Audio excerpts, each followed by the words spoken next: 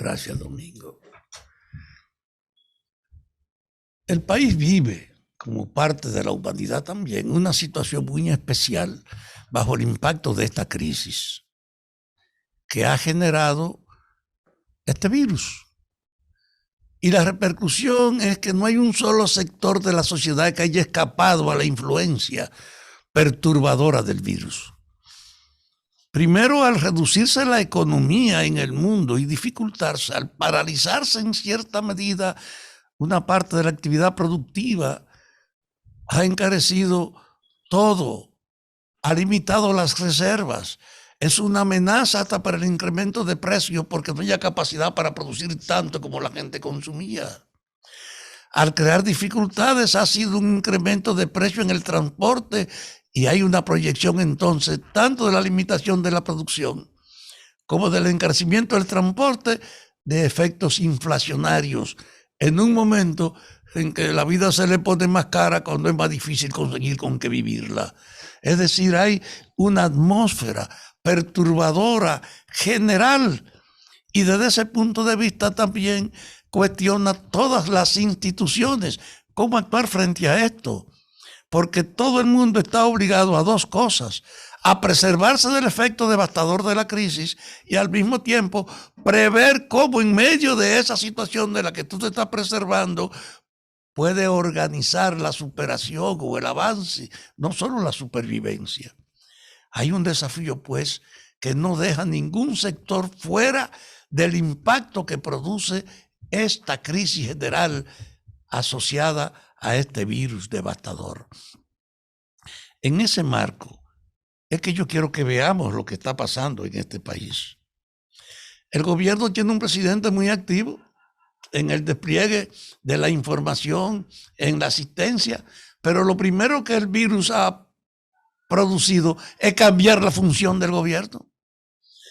Hasta ahora, el gobierno aparecía como un instrumento y un armonizador de los sectores económicos más favorecidos. El alto sector económico tenía en el gobierno la sociedad para imponer todo lo que a su bien le correspondiera. Y el gobierno hacía una función de simplemente amortiguar el hecho de ser un espacio que facilitaba la gestión económica en nombre de la generalidad, pero al servicio de los que mandaban. Ahora hay una alteración.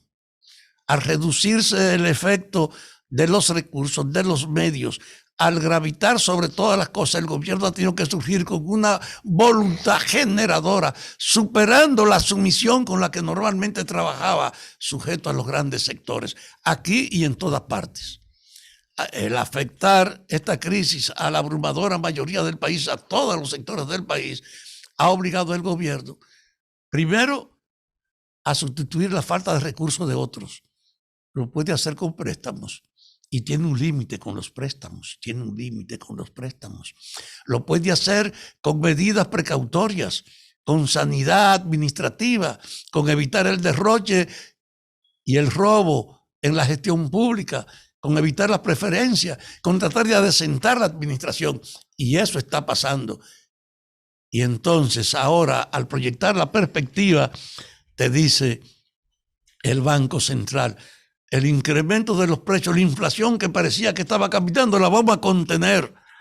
Es decir, el gobierno está apoyándose en todos los medios para crear la convicción de que esto es superable, de que esta crisis es superable si hay una gestión que tienda a ello y si hay una política que comporte a todos los sectores y sobre todo dejarle dado ese tratamiento preferencial de poner en primer plano pura y simplemente a los más poderosos. Ahora hay una carga para el poder político sobre el efecto devastador en los sectores menos favorecidos. Por eso la asistencia, la ayuda y la atención. En cierta medida hay un reforzamiento de la función pública del poder que no puede estar con el rigor de reproducirse pura y simplemente como lo hacía antes y ahora tiene que estar en una labor múltiple de contener deterioro, de obligar a una distribución, de ampliar la asistencia y de tratar en cierta medida de que la gente no pierda la confianza que esta crisis es superable. En ese ambiente, yo quiero decirle, sobre todo al poder político, el presidente es muy dinámico, se defiende, todo lo hace, pero me alegró verlo trancado, sin decir las razones, discutiendo con toda la estructura del poder solo cómo tratar a fondo esta cuestión. Porque ese hecho de ver al gobierno reducido a un encuentro de sus jerarquías y no transmitirlo indica que están hablando de cosas que ellos creen que no deben tratarse en público. ¿Y de qué cosas hablamos? O de las medidas a tomar para tratar en una situación como esta de evitar que siga deteriorándose la situación. Por ejemplo, el aparato político que sostiene al gobierno que ganó es su partido y eso no existe como tales. Pero el partido se reunió para hablar del esfuerzo que internamente tiene que producirse para llevar esa dinámica integradora y previsora al gobierno. Y ese paso que dio el gobierno de coordinación, usted se imagine que el presidente está muy activo en todos los sectores, pero cada sector del gobierno está solamente concentrado en lo suyo. Y en lo suyo no es la articulación con lo general, sino el aprovechamiento de la crisis en función de los intereses que la rigen. Hay un conflicto entre los intereses grupales y el desafío que para el país tener una política armónica y global de todos los intereses. Y eso es una función política que el gobierno tiene que resolver. Por eso en ese encuentro sin publicidad, yo supongo que estaba discutiéndose cómo coordinarse mejor, cómo establecer orientaciones más claras, cómo verse en una labor complementaria y no competitiva, ni mucho menos para que cada quien trate las cosas a su conveniencia. El gobierno necesita una visión integradora así. Y el país también, pero el núcleo básico es el gobierno. No puede seguir siendo un instrumento de lo más poderoso, puro y simplemente, como ha sido hasta ahora el poder político en la República Dominicana. No puede suplir con simple propaganda ese desequilibrio en la asistencia y la atención a todas las necesidades y problemas del pueblo. Necesita de verdad un comportamiento que persuada a la gente de que andamos en buen rumbo, de que andamos con buena previsión. Y yo espero que esas cosas hayan estado presentes en esa reunión secreta del gobierno con todos los sectores del poder, que por el hecho de no hacerlo público dicen que estaban tratando cosas que tienen que elaborar primero para proyectarlas hacia afuera. Y eso para mí es una gran noticia. Sí corresponde con ese espíritu, esa atención del gobierno en una época de la transparencia y que hace una reunión clandestina, oculta para la población. Desde luego, preservarse en el efecto devastador de esta crisis y al mismo tiempo prever cómo superarla es un desafío que obliga a una política coherente. Aquí la competencia de cada quien hay que limitar en función de hacer que prime la cooperación, y para que la cooperación prime tiene que haber una identidad de qué hacer. Por eso es tan importante el plan y la coordinación efectiva de todo el poder político. Yo veo en esa situación la reunión que podríamos decir secreta que ha tenido el presidente con todo el gobierno y que no ha trascendido. Pero yo quisiera que le dijeran a la gente cuál es la agenda que discutieron ahí y cuáles son sus resultados. Porque en este tiempo la transparencia es la mejor arma cuando usted está pensando en representar los intereses de la mayoría. Si usted está pensando en representar los intereses de las mayorías, aunque haya algo que usted cree que pueda molestar, si usted lo explica, la gente lo entiende. Pero yo quisiera que el gobierno dijera, y el partido también, por qué tuvieron que reunirse con ese reforzamiento de su seguridad tal que nadie conoce la agenda de lo que trataron. En ese orden, yo no tengo ninguna dificultad en decirle, estamos viviendo un gran desafío, que lo resumo en las dos palabras: preservar los intereses nacionales en medio de una crisis devastadora y al mismo tiempo prever cómo superarla.